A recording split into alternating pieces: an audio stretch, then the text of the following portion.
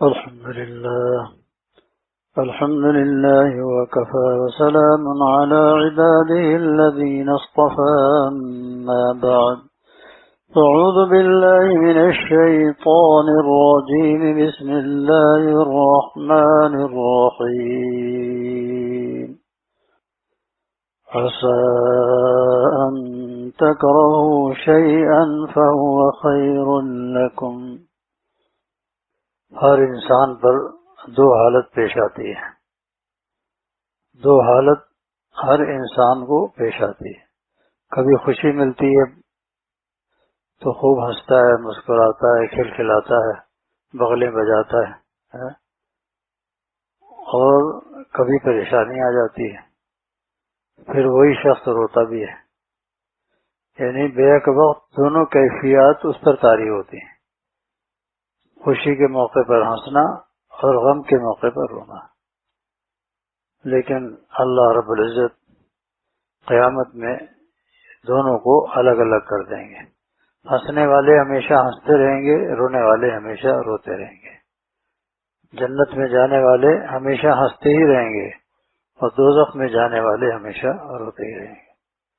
فرمایا عسیٰ ان تکرہوا شیئا، کہ بعض مرتبہ ایسے حالات انسان پر پیش آتے ہیں کہ دل میں تکلیف ہوتی ہے، صدمہ ہوتا ہے کہ ہمارے اتنے مسلمان بھائی کس طریقے سے گھر سے بے گھر ہو گئے، کوئی پہاڑوں پہ پناہ لیے ہوئے، کوئی بیچارہ روڈ کے کنارے بیٹھا ہوا ہے، عافیت ختم ہو گئی ہے، عافیت ختم ہو گئی۔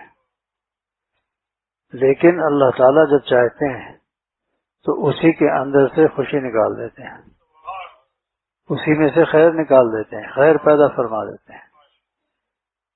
انسان کو دو سواری اللہ نے عطا فرمائی، وہ دونوں سواری ایسی ہے جو اللہ کا قرب نصیب کرتی ہے کہ مصیبت آئی، پریشانی آئی تو اس پہ صبر کیا، اور جب کوئی خوشی ملی تو اس پہ شکر ادا کیا۔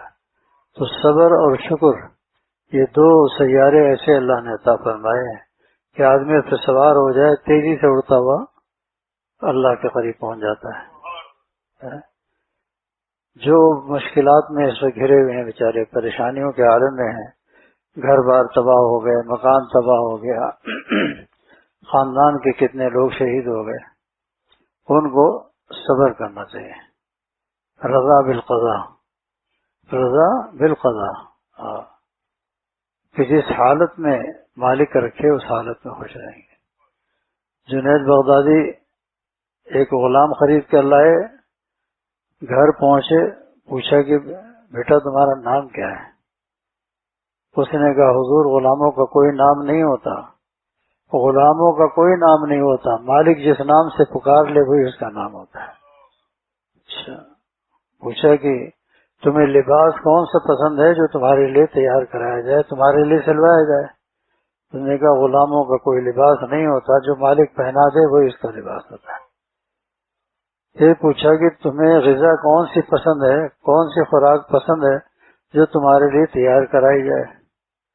اس نے کہا غلاموں کا کوئی کھانا نہیں ہوتا، جو مالک کھلا دے وہ اس کا کھانا ہوتا ہے۔ بس چیخ مار کے بے ہوش ہو گئے۔ جب ہوش میں آئے تو کہا جا میں نے تجھے آزاد کر دیا، اور میں نے تجھے آزاد کر دیا۔ اس نے کہا حضرت اتنی قیمت خرچ کر کے خرید کر لائے، ابھی تو میں نے خدمت شروع ہی نہیں کی، آپ نے مجھے آزاد کر دیا۔ فرمایا تو نے مجھے اللہ کی بندگی سکھا دی، تو نے مجھے اللہ کی بندگی سکھا دی کہ مالک جس حالت میں رکھے اس حالت میں خوش رہے۔ جن کے گھر تباہ ہو گئے اس کے باوجود اعزاء اقارب وہ اپنے گھر پناہ دے دیتے ہیں۔ دنیا میں اعزاء اقارب اپنے گھر بلا لیتے ہیں، کچھ دن کے لیے آ جاؤ ہمارے گھر، تو پریشانی کم ہو جاتی ہے، دور ہو جاتی ہے۔ یہ دنیا میں تو متبادل چیزیں ہیں، لیکن آخرت میں کوئی چیز متبادل نہیں ہوگی۔ اگر آخری امتحان میں فیل ہو گئے اس کے بعد پھر کوئی جگہ نہیں، جائے پناہ کوئی نہیں ہوگی۔ تو جس کے گھر کے کچھ لوگ چاہے شہید ہو گئے ہیں، مکان بہ گیا ہے، جانور مر گئے، سڑکیں ٹوٹ گئی ہیں، ہر طرف اعصابی مصائبی مسائب پریشانیاں ہیں، وہ بھی اللہ کا شکر ادا کرے کہ الحمدللہ کروڑوں سے بہتر ہوں، الحمدللہ کروڑوں سے بہتر ہوں۔ اس لیے کہ کتنے لوگ ایسے ہیں کہ پورا خاندان ہی تباہ ہو گیا، وہ شخص فرد واحد اکیلا بچا ہے، اکیلا بچا ہے۔ اس لیے ہمارے شیخ فرمایا کرتے تھے جب کوئی پوچھے مزاج کیسے ہیں، خیریت سے ہیں، کہو کہ کروڑوں سے بہتر ہوں، کروڑوں سے بہتر ہوں۔ ہسپتال میں گئے، ایک صاحب نے کہا حضرت بہت اذیت میں ہوں، فرمایا نہیں، شکر ادا کرو، کہو کروڑوں سے بہتر ہوں۔ جگر کام کر رہا ہے، دل کام کر رہا ہے، آنکھیں کام کر رہی ہیں، کان کام کر رہا ہے، ناک کام کر رہی ہے، زبان کام کر رہی ہے، سر سے لے کر پاؤں تک دماغ بھی اس میں شامل ہے، سب اعضاء کام کر رہے ہیں۔ یہ تھوڑا سا نزلہ زکام یا کوئی پریشانی آ گئی تو یہ کہو کہ کروڑوں سے بہتر ہو، کروڑوں سے بہتر ہو۔ کتنے لوگوں کا آپریشن ہو رہا ہے، گردے نکالے جا رہے ہیں، کسی کا جناب دل کا آپریشن ہو رہا ہے، اوپن سرجری ہو رہی ہے، وہ بیچارہ الگ پریشان رو رہا ہے۔ تو الحمدللہ کہ ہم لوگوں کو اللہ نے بہت ساری پریشانیوں سے بچایا ہوا ہے، بہت ساری پریشانیوں سے بچایا ہوا ہے۔ تو ان لوگوں کے لیے دعا تو کریں دل سے، اور ان کے ساتھ تعاون بھی کریں، مدد بھی کریں، لیکن ان کو چاہیے کہ وہ اللہ کا شکر ادا کریں کہ اللہ جس حالت میں بھی آپ نے رکھا اس حالت میں ہم خوش ہیں، اس حالت میں ہم خوش ہیں۔ صبر جو ہے اس کی پرواز بہت تیز ہوتی ہے، اسی طرح شکر ہے اس کی پرواز بھی بہت تیز ہوتی ہے کہ رب کریم آپ نے مقام تو لے لیا، مقام دوبارہ بن جائے گا، میرے اعضاء سر سے پاؤں تک صحیح سالم ہے، اگر یہ نقص ہو جاتا کہ آنکھوں سے اندھا ہو جاتا، زبان سے قوت گویائی ختم ہو جاتی، کان سے قوت سماعت ختم ہو جاتی، تو پھر میں کیا کرتا؟ تو اللہ تعالیٰ شکر ہے کہ مکان تو پھر بن جائے گا، اللہ تعالیٰ مکان کہیں نہ کہیں سے بنوا دیں گے، اس لیے کہ اللہ نے پیدا کیا ہے، اللہ رب العزت نے پیدا کیا ہے۔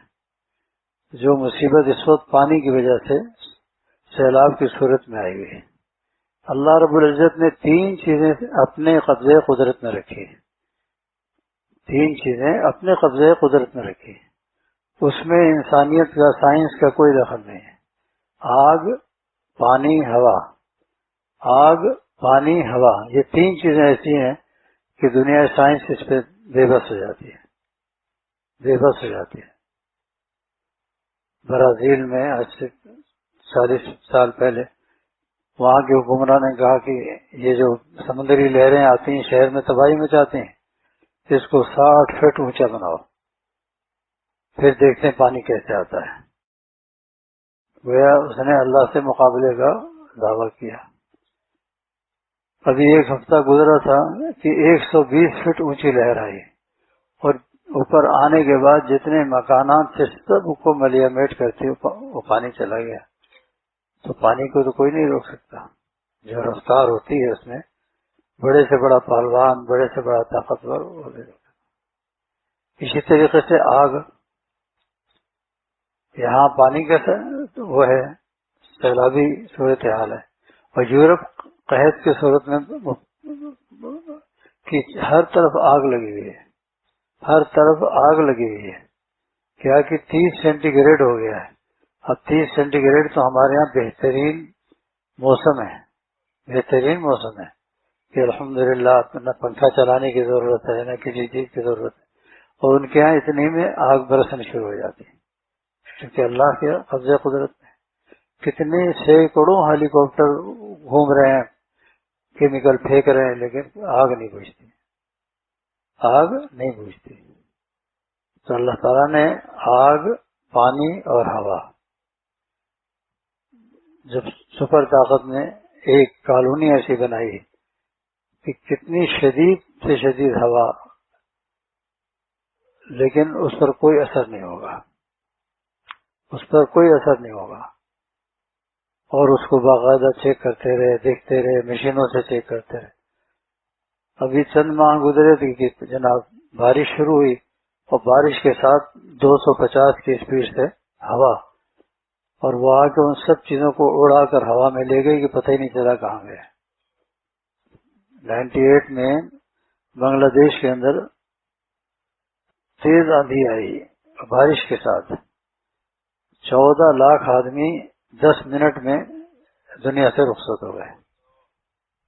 شاہی مسجد سلٹ کی، جتنے لوگ فجر میں وضو کے لیے نیچے کپڑے نیچے کیے ہوئے تھے، جہاں جہاں وہ ہوا لگی وہ جل کے کوئلہ بن گیا۔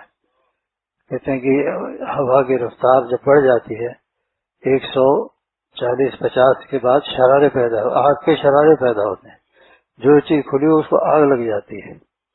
اسی لیے دیکھیں نا انجن کے اندر پانی ڈالا جاتا ہے، وہ سرکولیشن ہوتی رہتی تاکہ ٹھنڈا رہے۔ ہوائی جہاز ہے تو وہ -30-35 میں تو پہلے ہی اڑتا ہے، تو قدرتی طور پر اللہ تعالیٰ اس کو ٹھنڈا رکھتے ہیں، ورنہ کیا حالت ہو جائے۔ تو آگ اور پانی اور ہوا، یہ 3 چیزیں اللہ نے اپنے قبضے میں رکھی ہے، انسانوں کو اس پر کوئی عمل دخل نہیں ہے۔ اس لیے اس قسم کے عذابوں سے پناہ مانگنی چاہیے۔ لوگوں کو چاہیے تھا کہ رجوع اللہ بڑھا دیتے، مسجدیں فل آباد ہو جاتے ہیں، 2 رکعت پڑھ کے اللہ سے مانگتے کہ آتے ہیں تو اللہ تعالیٰ غیب سے انتظام کر دیتے۔ اب شروع تو کیا ہے، لوگ ماشاءاللہ کام میں لگے ہوئے ہیں، لیکن جو مصیبت ان پر آئی تھی وہ جب گزر جائے گی تو خوشیاں ملیں گی، پھر وہ کہیں گے الحمدللہ کہ جو امتحان تھا وہ سر سے ٹل گیا، جو امتحان آیا تھا وہ سر سے ٹل گیا۔ یہاں رونا ہے کہ مہنگائی اتنی بڑی ہو گئی، 500 روپے کلو گوبھی ہو گئی ہے، تو فلاں چیز ترئی جو ہے 600 روپے کی 2 کلو ہو گئی، لیکن 1 مہینے کے بعد انشاءاللہ یہ سب 15-20 روپے پہ آ جائے گی، چونکہ نئی فصل تیار شروع ہو جائے گی، پانی جو ہے اس کی پیاس اللہ نے بجھا دی ہے، اور ان ملکوں میں قحط پڑنے کا خطرہ ہے۔ یورپ میں جہاں شدید آگ لگی ہوئی ہے، کہتے ہیں اب الٹا ہو گیا سارا معاملہ، وہ کہہ رہے تھے کہ پاکستان منگولیا کی طرح خشک سالی میں مبتلا ہو جائے گا، تو یہاں اللہ نے اتنی بارش کر دی کہ پانی قابو میں نہیں آ رہا ہے، اور وہاں اتنی آگ کی بارش کر دی کہ وہ جناب آگ ہی نہیں گزرے ہے۔ تو امتحانات ہر انسان پہ آتے ہیں، اللہ تعالیٰ امتحان لیتے ہیں۔ کبھی کسی چہیتے کو اٹھا لیا، بیٹے کا انتقال ہو گیا، کبھی کسی اور چہیتے کا انتقال ہو، اس پر یہی ہے کہ صبر کرے۔ ہاں، آپ صلی اللہ علیہ وسلم کے صاحبزادے کا جب انتقال ہوا، وَإِنَّا لِفِرَاقِكَ لَمَحْزُونُونَ يَا إِبْرَاهِيمُ، آپ نے غم کا اظہار کیا اور روئے بھی تھوڑا سا، یعنی رونے کی بھی اجازت ہے تھوڑی، تاکہ غم ہلکا ہو جائے۔ تو مصائب سب پر آتے ہیں، سب سے زیادہ مصائب جو ہے وہ سرکار دو عالم صلی اللہ علیہ وسلم پر آئے۔ ساری دنیا کے مصائب ایک طرف، اور آپ صلی اللہ علیہ وسلم پہ جو مصائب آئے وہ ایک طرف، کہ آج کوئی ہمارے اوپر بکری کی اجڑی رکھ دے تو کیا حالت ہوتی ہے۔ آپ صلی اللہ علیہ وسلم کے جسم مبارک، پشت مبارک پر اونٹ کی اجڑی، کتنے لوگ اٹھا کے لائے ہوں گے، لا کے رکھ دیا پڑے ہوئے سجدے میں، لوگ پتھر مار کے طائف کے بازار میں خونم خون کر دیا، بددعا نہیں دی، فرمایا کیا حال ہوگا ایسے قوم کا جو اپنے نبی کو بھی نہیں پہچان پا رہی ہے۔ حضرت جبرائیل نے کہا کہ اجازت دیجیے ان پہاڑوں کو ملا دیں تاکہ یہ پشک ختم ہو جائے، فرمایا نہیں ہو سکتا ہے ان کی اولادوں میں آئندہ آنے والے لوگوں میں اسلام قبول کر لیں۔ تو حریص، آپ صلی اللہ علیہ وسلم حریص تھے ہمارے ایمان کے، یہ لوگ سب اسلام قبول کر لیں، جنت میں جانے کے قابل ہو جائیں۔ تو یہ جو مصائب آئے ہوئے ہیں یہ ہم سب کا امتحان ہے، قسم کا ہم سب کا امتحان۔ ہم کہتے ہیں فلاں کی وجہ سے ہو گیا، فلاں کی وجہ سے نہیں، ہم سب کی بدعمالیاں اس میں شامل ہیں کہ ہم اللہ کو یاد تو کرتے ہیں لیکن دل حاضر نہیں ہوتا، زبان سے سب کچھ کہہ لیتے ہیں لیکن قلب کی گہرائی سے جیسے دعا مانگنی چاہیے. ہم دیکھیے جب حاجی امداد اللہ مہاجر مکی نور اللہ مرقدہ ذکر کر رہے تھے، انگریز آیا، باہر چارپائی پہ قطب العالم مولانا قاسم نانوتوی رحمۃ اللہ علیہ بیٹھے ہیں ایک طرف، وہ سیدھا کمرے میں داخل ہوئے، پورے کمرے کو چھان مارا، حضرت کی آواز بھی بند ہو گئی. یہ لوگ پریشان تھے کہ بھی کچھ پتہ نہیں شیخ کا کیا بنا ہوگا. اس کے بعد جب نکل کے مولانا قاسم نانوتوی کو بھی ڈھونڈ رہے تھے، پوچھا قاسم کو دیکھا ہے تو وہ سرہانے سے 35 آگے بیٹھ گئے. کہا تھوڑی دیر پہلے یہاں بیٹھا تھا. تو ان کا دوڑ لگاؤ جلدی، ابھی زیادہ دور نہیں گئے ہوں گے. وہ ادھر گئے تو پھر اندر سے آواز شروع ہو گئی، لا الہ الا اللہ لا الہ الا اللہ. پھر یہ سب دوڑ کے گئے کہ حضرت یہ کیا ماجرا ہے؟ یہ تو اتنے اس کے ساتھ آئے تھے کہ آپ کو آج لے کے جائیں گے. فرمایا کہ ذکر کے دوران مجھے محسوس ہوا کہ ایسے لوگ کچھ داخل ہو رہے ہیں، تو میں نے اللہ کا نام لیا، یا باطن یا باطن. اللہ نے مجھے غائب کر دیا، چھپا دیا. اور جب وہ چلے گئے، ان کے قدموں کی آہٹ گھوڑوں کی ٹاپ دور ہو گئی، تب میں نے کہا یا ظاہر، اللہ نے مجھے ظاہر کر دیا. یہ کہنا سننا آسان ہے، لیکن قلب کی کیا کس کیفیت سے کہا، وہ کیفیت ہمارے پاس نہیں ہے، وہ کیفیت ہمارے پاس نہیں ہے. کاش کہ ہمارے قلوب میں وہ کیفیت پیدا ہو جائے، وہ کیفیت پیدا ہو جائے. تو جو حالات چل رہے ہیں اس میں اپنے ملک کے لیے، اس مملکت خدا داد پاکستان جس میں لاکھوں لاکھوں مسلمانوں کا خون اس کی بنیادوں میں جذب ہے، اس کے لیے دعا بھی کریں کہ اللہ اس کی حفاظت فرما. چونکہ کلمے کی بنیاد پر قائم ہوا ہے، اے رب کریم اپنے کلمے کے علاج رکھتے ہوئے اس ملک کی حفاظت فرما. یہاں کی تجارت، زراعت، دفاعی قوت میں اس کو خود کفیل بنا دے، اور ہر قسم کے شر سے، ہر قسم کے فتنوں سے اس کی حفاظت فرما دے. اللہ نے اس ملک میں 4 موسم بھی دیے، 3 موسم ہوتے ہیں، یہاں 4 موسم ہوتے ہیں، اور ہر نعمت اللہ نے پیدا کی. ایک پھل جاتا نہیں کہ ٹھیلے بھرے ہوئے ہیں، کیا سب کے جناب گلابی چہرے، نئے کیا جی سیب آ گیا نیا والا ہے. ادھر آم تھوڑا سا پیچھے ہٹا تو جناب پپیتے صاحب بھی سینہ تان کے آ گئے، پہلے اب مٹھاس آ گئی، اب کھا کے دیکھو ذرا. کتنی نعمتوں کی اللہ بارش کر رہا ہے، لیکن ہم ناقدرے ہیں، قدر نہیں کرتے. اور جو ہمارے حکمراں ہیں اللہ ان کو بھی ہدایت دے، ان کو اپنی غلامی کے لیے قبول فرما لے. اگر اللہ تعالیٰ ان کو اپنی غلامی کے لیے قبول فرما لیں گے تو انشاءاللہ اس ملک کا بیڑا پار ہوگا. کب تک لوگوں سے مانگتے رہیں گے، کب تک مانگ کے کھاتے رہیں گے؟ اس رب کریم سے مانگنا چاہیے. صحابہ کرام نے کبھی کسی کے سامنے سوال نہیں، فاقے پہ فاقے چل رہے ہیں. بس 2 رکعت پڑھا ہے. جب جنگ خندق کے موقع پر صحابہ کرام خندق کھودتے ہفتہ گزر گیا، بھوک سے برا حال تھا، تو ایک صحابی سے برداشت نہیں ہوا، بارگاہ رسالت میں پہنچ کر اپنا کرتا اٹھایا، کہا یا رسول اللہ پیٹ پہ پتھر بن چکا ہے بھوک کی وجہ سے. آپ صلی اللہ علیہ وسلم نے یہ نہیں کہا کہ حضرت عثمان غنی کو بلاؤ کہ 1000 بکریاں لائیں ذبح کر کے کھلائیں، بہت اللہ نے دیا تھا. حضرت عبد الرحمن بن عوف رضی اللہ کو بلائے نہیں، کیا فرمایا اللہم لا عیش الا عیش الآخرہ فاغفر الانصار والمہاجر. اے اللہ کوئی عیش نہیں دنیا میں سوائے آخرت کے عیش کے. اے اللہ تو مکے والوں مدینے والوں کی مغفرت فرما دے. پھر اپنا شکم مبارک کھول کے دکھایا تو 2 پتھر باندھے گئے جن کی وجہ سے اس کائنات کو اللہ نے وجود بخشا. اس کائنات کو اللہ نے آپ ہی کی وجہ سے وجود بخشا. تو آپ کی یہ کیفیت کہ جو مجاہدات سرکار دو عالم صلی اللہ علیہ وسلم کا اس کے تو آج کوئی مثال ہی نہیں ہے. اس زمانے میں ایسے وسائل نہیں تھے کہ لوگ پہنچاتے، کسی کی مدد کرتے، کسی کا کچھ کرتے، کچھ نہیں، بس اپنے اللہ سے لو لگائے ہوئے، انہیں دنیا کی خبر ہی نہیں۔ کرتا لمبا پہنا ہوا تو تہبند نہیں ہے، تہبند پہنی تو کرتا نہیں ہے، لیکن مست ہے بالکل، نہ کسی کا خوف ہے سوائے اللہ کے خوف کے۔ جب قیصر و کسریٰ کی فتوحات کے بعد ایک صحابی کو بھیجا گیا تو وہ جا کر بادشاہ کے ساتھ تخت شاہی پہ بیٹھ گیا۔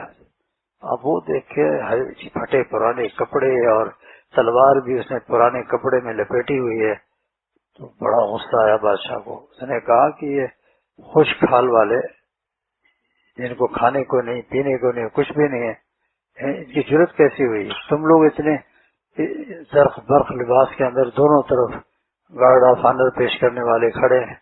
کہا کہ تمہیں کھلا کھلا کے سانڈ بنایا کم وقتوں ہے، کاجو پستہ بادام اور پتہ نہیں کیا کیا الا بلا ہوگی اس زمانے میں، اتنا کھلایا، تم اس شخص کو روک نہیں سکے؟ تو سپہ سالار نے کہا حضور گستاخی معاف، جو دل اس کے سینے میں ہے وہ ہمارے سینے میں نہیں ہے۔ اس کے سینے میں آپ صلی اللہ علیہ وسلم کی صحبت کی برکت سے شیر والا دل ہے، اور ہمارے اندر سب کچھ کھانے پینے کے باوجود بھی لومڑی والا دل ہے۔ شیر جو ہے جنگل میں کدو کدو شکار کرتا ہے، لیکن جب دیکھتا ہے کہ ریوڑ پورا ہے تو زمین کے ساتھ منہ لگا کر اور زور سے دھاڑ مارتا ہے، یہاں تک کہ 18 سے 24 انچ گڑا پڑ جاتا ہے، وہ مٹی نکل کے ادھر ادھر ہو جاتی، اتنا پریشر اس کے مائک میں جیسے آواز تیز نکلتی ہے۔ تو یہ بچپن سے شیر گوشت کھاتا ہے، گوشت کے اندر جو بال ہوتے ہیں اللہ اس کو الگ کر دیتے ہیں اللہ تعالیٰ، اور وہ چپکتے چپکتے فٹ بال بال بن جاتی گیند۔ تو جب وہ بولتا ہے تو ایک دم منہ کے قریب آتی ہے تو آواز اتنی دور جاتی ہے، کئی کلومیٹر دور تک آواز جاتی ہے،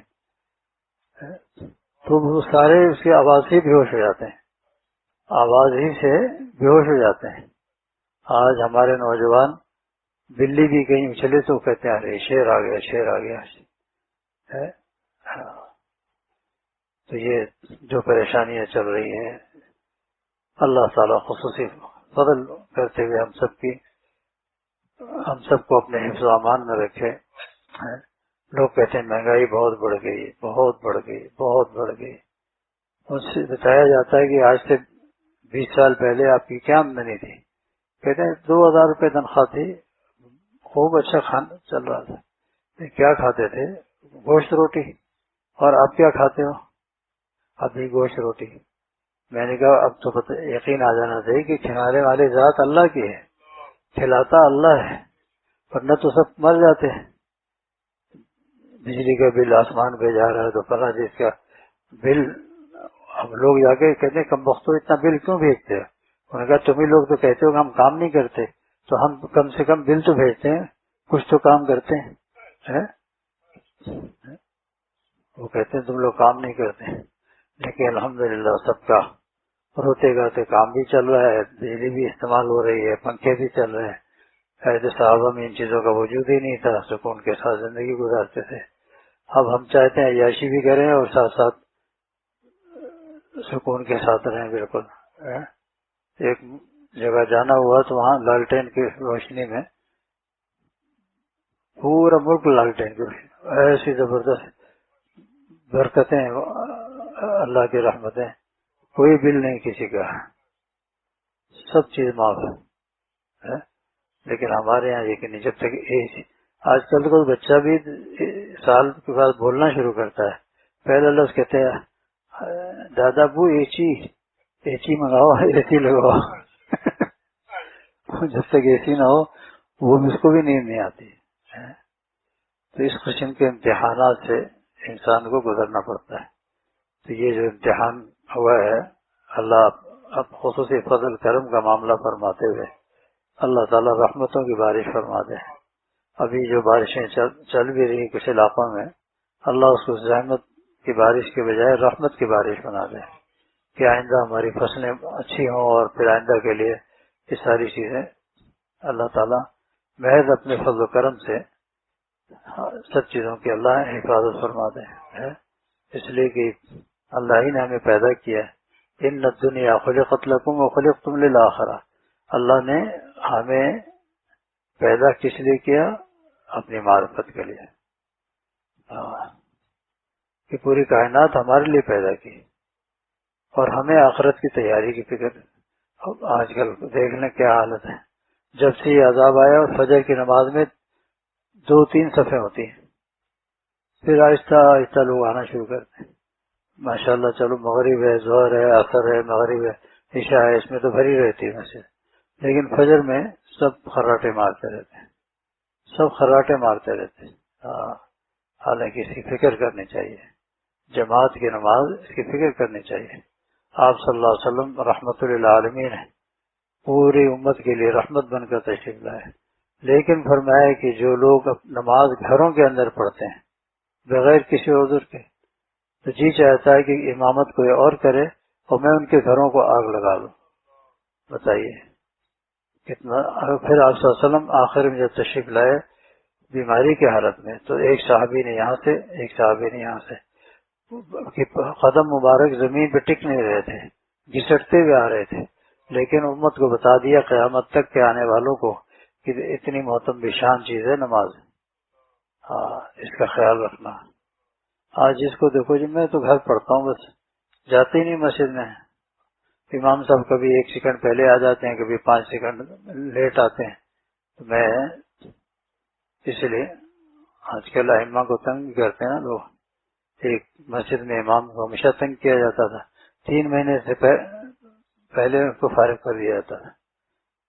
اچانک ایک متبحر عالم آ گئے، انہوں نے دیکھا کہ سارے پروفیسر بیٹھے یہاں، تو عین جب سیکنڈ کی سوئی پہنچی، وقت داخل ہوا، فوراً جا کے وضو شروع کیا۔ اب سارے بوڑھے کھانستے ہوئے آئے ہوئے، مولوی صاحب جی آنکھیں ہیں، بٹن ہے، نظر نہیں آتا آپ کو؟ کیا ہوا، کیا پریشانی کیا ہے؟ ٹائم ہو گیا۔ اچھا ٹائم ہو گیا، اچھا چلو چلو، اٹھ گئے، جا کے مصلی پہ کھڑے ہوئے، کہا تکبیر کو میں نماز پڑھا دوں۔ کہا آپ نے وضو تو کیا ہی نہیں۔ کہا بھائی تمہارا ٹائم نہ نکل جائے اس لیے میں تمہاری پڑھا دیتا ہوں، اس کے بعد میں وضو کر کے بقیہ کو پڑھاؤں گا۔ پھر اتنی شرمندگی ہوئی کہ انہوں نے دوبارہ کسی نے آواز نہیں نکالی، کسی نے آواز نہیں نکالی۔ یہاں ایک صاحب آئے کہ یہاں اس مسجد کے جنرل سیکرٹری کون ہے؟ میں نے کہا میں ہوں۔ صدر کون ہے؟ میں نے کہا میں ہوں۔ تو کمیٹی کہاں ہے؟ میں نے کہا میں ہوں۔ کہتے پھر کس سے شکایت کروں؟ آپ تو 3 منٹ لیٹ آئے، 3 منٹ لیٹ آئے۔ میں نے کہا کوئی آٹومیٹک مشین نہیں لگی ہے کہ بیت الخلا بیٹھتے ہی فارغ ہو گیا، آٹومیٹک جناب پانی آ گیا اور وضو کر کے پہنچ گئے۔ انسان ہے آگے پیچھے، پہلے زمانے میں گھڑی بھی نہیں ہوتی تھی، بغیر گھڑی کے۔ پھر اچھا، میں نے کہا دیکھیے میں نے نہیں بلایا گھر سے آپ کو کہ آپ نماز یہاں پڑھیں، آپ باہر سے دیکھ لیں اس کا بورڈ، کہیں بھی پڑھیں۔ پہلے نہیں پڑھوں گا تو یہیں۔ میں نے کہا اچھا پڑھوں گا یہیں، ابھی تک آتے ہیں وہ۔ تو اللہ تعالیٰ یہ مصائب جو آئے ہوئے ہیں اللہ تعالیٰ اس کو دور فرما دے، اور ان کے ساتھ تعاون کرنے کے لیے صدقہ جاریہ بن جائے گا، ثواب ملے گا۔ اپنے مسلمان بھائی کی مدد کرنا، المؤمنون كرجل واحد ان اشتكى عينه اشتكى كله ان اشتكى راسه اشتكى كله۔ ہر مومن آپس میں بھائی بھائی ہے۔ آنکھ میں تکلیف ہوتی ہے، آنکھ چھوٹا سا حصہ ہے لیکن اس کی وجہ سے سر میں درد ہوتا ہے، نیند نہیں آتی، پریشان ہوتا ہے، پریشان ہوتا ہے۔ اسی طریقے سے جسم کے بہت سے اعضاء ہیں کہ وہ اس کی تکلیف سے پورے جسم کے اندر تکلیف ہوتی ہے۔ ایسی پورے عرض پر کسی مسلمان کو کوئی بھی اذیت ہو، کوئی پریشانی ہو، تو اس کے لیے دعا کرنی چاہیے، اس کی مدد کرنی چاہیے، مدد کرنی چاہیے اس کو۔ آج کل کیا کرتے ہیں کہ بھائی بینک سے لون لے لو تاکہ ساری زندگی اسی میں پھنسے رہو، اسی مصیبت میں پھنسے رہو۔ اللہ تعالیٰ ہم سب کی حفاظت فرما دے اور ہمارے اس ملک کی حفاظت فرما دے۔ اور ہم چونکہ ارتداد کا دور چل رہا ہے، بچے اربوں خربوں ڈالر خرچ کر رہے ہیں یورپ والے ان کو مرتد بنانے کے لیے. تو اللہ تعالیٰ ہماری آئندہ نسلوں کی بھی حفاظت فرمائے، خصوصی کرم کا رحم کا معاملہ فرما دیں. ایسے پروگرام نئے جدید لیٹسٹ اسمارٹ فون میں ایسے سوالات پیدا کیے جاتے ہیں کہ وہ بچہ الجھ جاتا ہے کہ یہ سچ کہہ رہا ہے یا وہ سچ کہہ رہا ہے، یہ سچ کہہ رہا ہے یا وہ سچ کہہ رہا ہے. وہ کہتا ہے کہ دنیا میں کہیں بھی ہو بیت اللہ کی طرف کر کے نیت باندھ لو، نیت کر لو، بس تمہاری نماز ہو جائے گی. عجیب عجیب مسائل ہیں. تو ایسے شیاطین کو خرید کر کے تیار کرتے ہیں کہ تاکہ مسلمانوں کو کمزور کرنے کے لیے، ان کے اندر دلوں میں شکوک و شبہات پیدا کرنے کے لیے پوری ٹیم بنی ہوئی ہے. وہ جاتے ہیں ہر مسجد میں، امام صاحب جی آدم علیہ السلام کے ابا کا نام کیا تھا؟ ارے بھائی تجھے اس کی کیا فکر پڑی ہے؟ جو جن کا تعلق اللہ والوں سے ہے وہ کہتے ہیں میں قسم کھا کے کہتا ہوں تجھ سے سوال نہیں ہوگا، تجھ سے تو تیرے بارے میں سوال ہوگا کہ نماز وقت پہ پڑھی تھی یا نہیں، روزہ رکھا تھا یا نہیں، زکوٰۃ ادا کی تھی یا نہیں. تجھے تیرے بارے میں آدم علیہ السلام کے ابا یا حوا علیہ السلام ان کے بارے میں سوال نہیں ہوگا. چپ ہو کے چلے جاتے ہیں، ورنہ بعض اتنا تنگ کرتے ہیں لوگوں کو، وہ بیچارے پریشان، یہ کتاب دیکھ رہے وہ کتاب. میں نے کہا کتاب دیکھنے کی ضرورت نہیں، ایسا الزامی جواب دو کہ یہ خود بھی پریشان رہے. ہاں تو اللہ تعالیٰ ہم سب کے ساتھ فضل کا، کرم کا، رحم کا معاملہ فرما دیں. اللهم صل على سيدنا مولانا محمد وعلى آله وصحبه أجمعين. اللهم أرنا الحق حقا وارزقنا اتباعه وأرنا الباطل باطلا وارزقنا اجتنابه. اللهم إنا نسألك الهدى والتقى والعفاف والغنى. اللهم ألهمنا رشدنا وأعذنا من شرور أنفسنا.